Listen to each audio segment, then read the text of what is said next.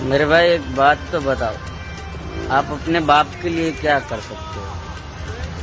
बाप के लिए तो जान भी देनी पड़ती है, तो दे सकते हैं ना। लेकिन मैं ऐसा एक कपातर हूँ ना, जो अपने बाप को मरने के बाद भी उसका खांभा निकालना पड़ा यार। क्या करे बॉस, मजबूरी थी। और ना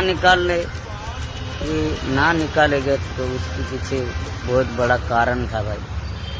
बॉस, ऐसा मेरे से सहा नहीं जाता है, लेकिन मैं मजबूरी की वजह से मेरे को ये काम करना पड़ा यार। सॉरी पापा, मुझे माफ कर देना।